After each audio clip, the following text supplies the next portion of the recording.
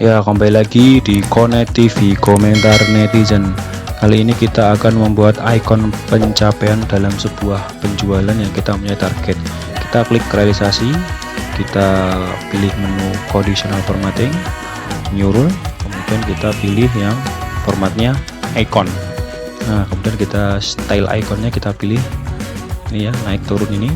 Kita klik saja.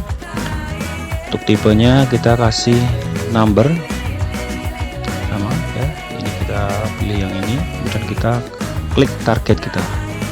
Nah, kemudian kita rubah lagi yang sini number juga, klik target dalam penjualan, kemudian kita benar, kita tarik ke atas biar kelihatan, kita pilih OK. Nah, secara otomatis berarti pencapaian 50, realisasi 48, berarti ikonnya turun, kita ganti 50.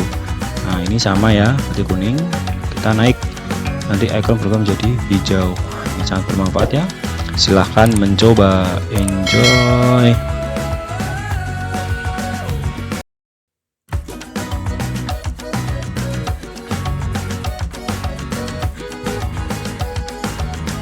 Punya target, kita klik realisasi, kita pilih menu conditional formatting, new rule, kemudian kita pilih yang formatnya icon. Nah, kemudian kita style ikonnya kita pilih ini ya, naik turun ini, kita klik saja.